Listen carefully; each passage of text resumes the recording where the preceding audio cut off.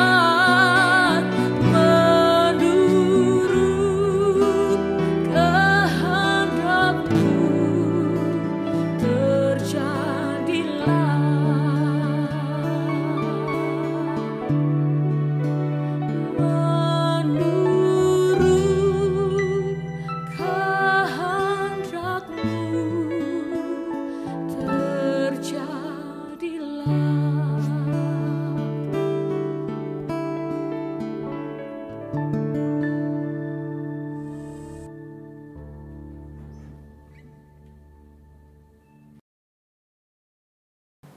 Holy Lovers, apa kabar Anda hari ini? Perkenalkan, nama saya Mary Barus yang akan menemani Anda dalam acara talk show. Dan saat ini juga sudah hadir Ibu Pendeta Selvi Mumu. Apa kabar Ibu? Shalom, puji Tuhan, semua baik. Amin, puji Tuhan.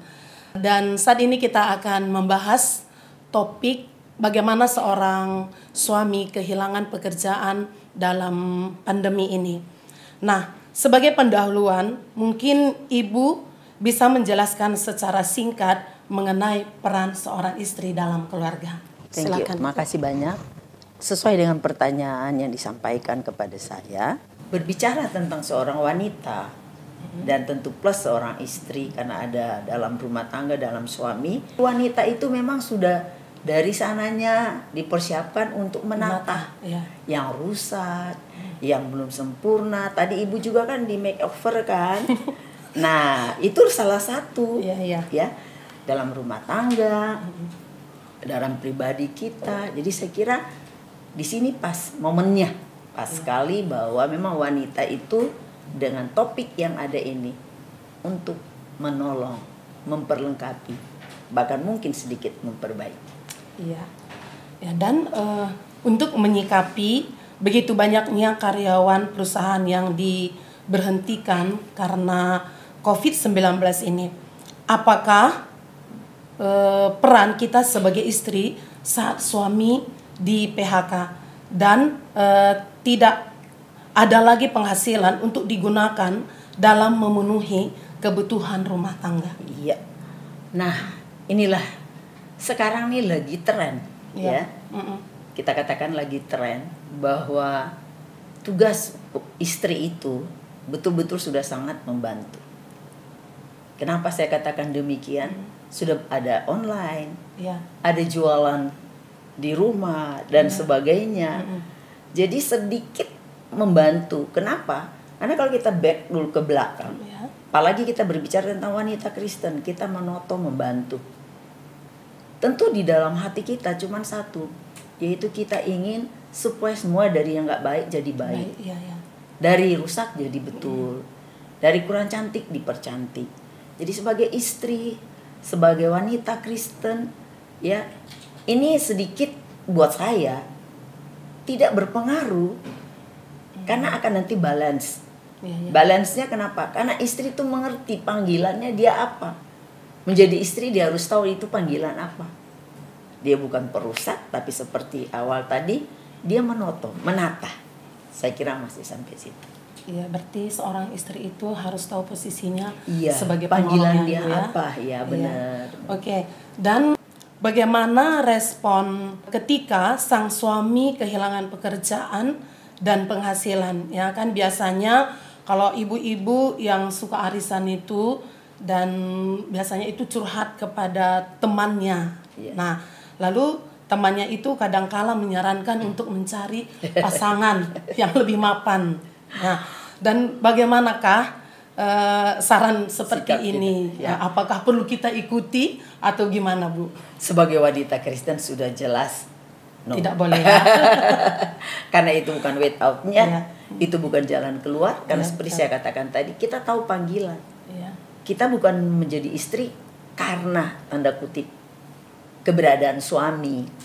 Kita menjadi istri karena memang Tuhan sudah panggil kita untuk menotoh di sana, menjadi penolong. Iya.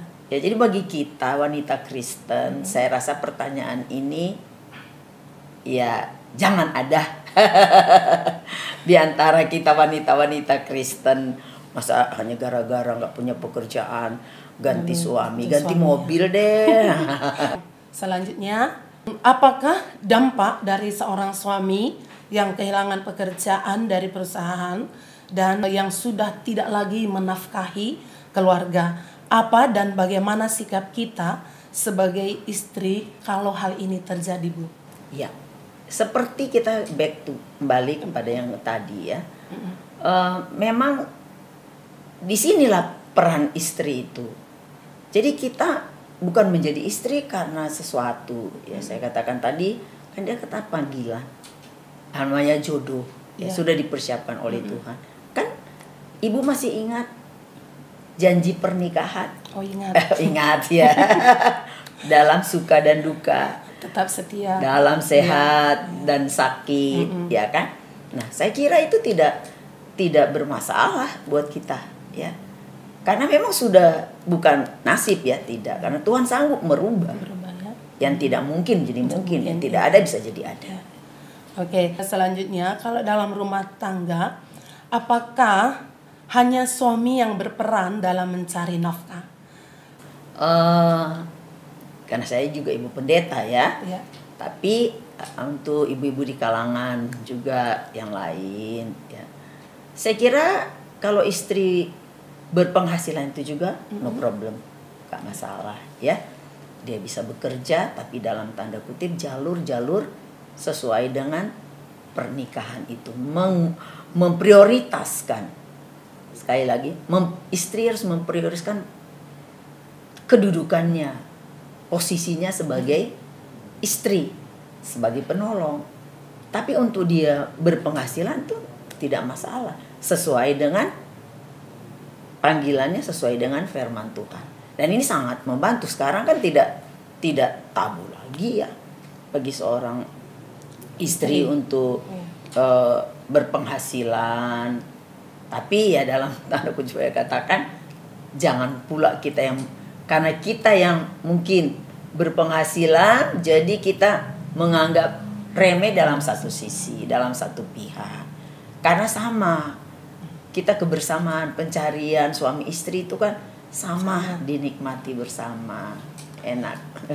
Berarti kalau seorang istri itu boleh bekerja ya Bu, yang penting kita tetap menghormati suami. Iya. Jangan pernah kita merasa diri kita lebih, sebagai kepala. Ya, oke. pas itu. Bagaimana kita menyikapi ketimpangan penghasilan antara suami dan istri? Karena pendapatan istri itu jauh lebih besar daripada suami, dan jabatan istri jauh lebih terhormat di perusahaan dibanding status pekerjaan suami. Apakah faktor ini dapat mempengaruhi keharmonisan rumah tangga? Wah, ini pertanyaan yang memang benar-benar ya ada positif negatifnya. Ya, di mana-mana, bahkan ada yang sampai mengalami yang tidak seperti pertanyaan yang ketiga kali tadi ya, dari ibu ya. Tetapi ya kita kembali kepada firman Tuhan sebagai wanita Kristen. Ya, di hadapan Tuhan kita semua sama. Seperti saya katakan, kita kan penolong, ibu, dalam rumah tangga. Posisi kita, jabatan kita, kedudukan kita, income kita di luar, oke deh, kita itu ada di high. Tapi di rumah, sama. Kita harus merasa diri kita kembali ke habitatnya. Ya, kita istri, ibu. Harus tahu posisi harus kita. tahu posisi kita.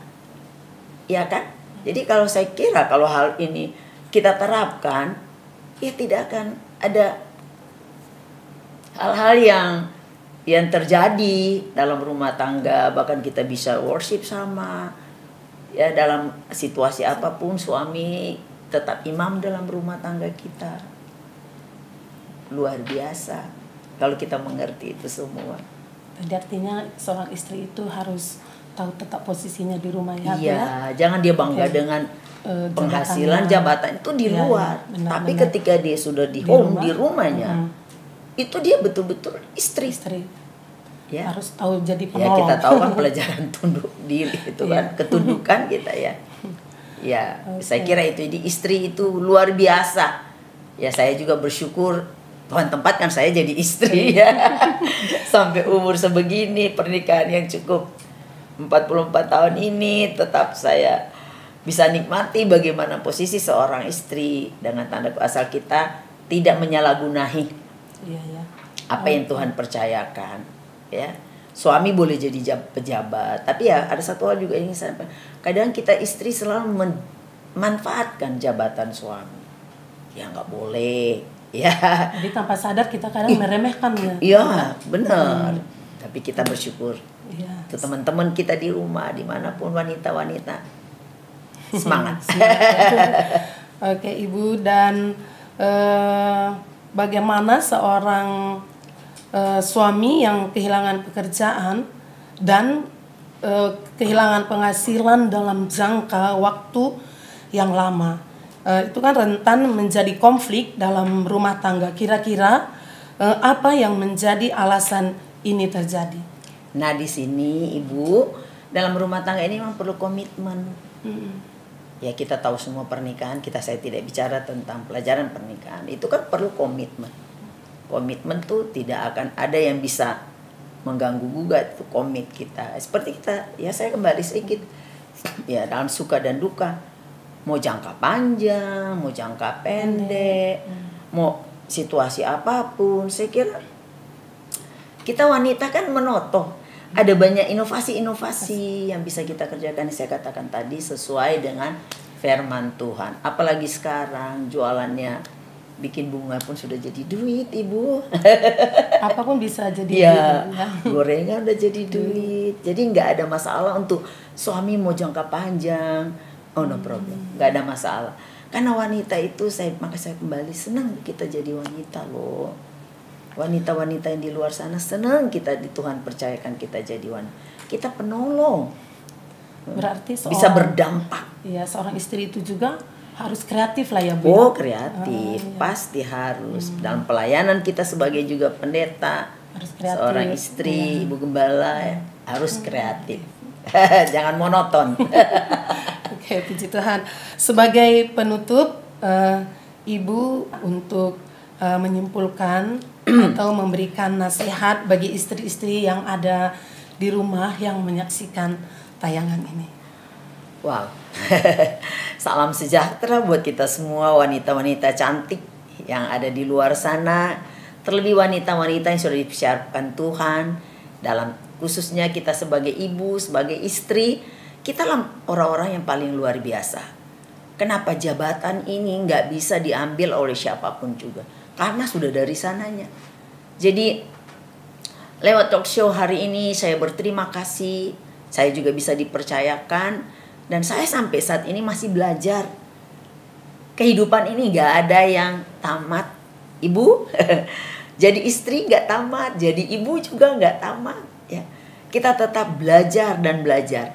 Ketika kita mau belajar, pastikan kita akan ketemu jalan keluarnya. Kan Alkitab sudah katakan semua. Ya, saya tidak khotbah di sini. Tapi mari, buat rekan-rekanku wanita, ibu-ibu cantik yang ada di sana, wanita-wanita Kristen, cari Tuhan, bertanya kepada Tuhan. Apapun itu yang kita jalani, utamakan Tuhan. Jangan bertanya kepada manusia. Manusia memberikan jalan solusi yang kadang-kadang membuat kita tidak berdaya. Tapi ketika kita tanya kepada Tuhan, apa topik kita hari ini, itu semua akan dihandle oleh Tuhan. Bahkan kita akan menjadi istri sampai masa tua. Ya, kita akan berdampingan, bukan istri muda tapi istri dari muda sampai masa tua kita. Bisa melihat anak cucu kita dalam kekurangan sekalipun, tetapi kalau ada Yesus, semua pasti dibereskan oleh Tuhan. Terima kasih buat Ibu narasumber dan terima kasih buat yang sudah menyaksikannya. Kabarkan Injilnya, selamatkan jiwa. God bless you.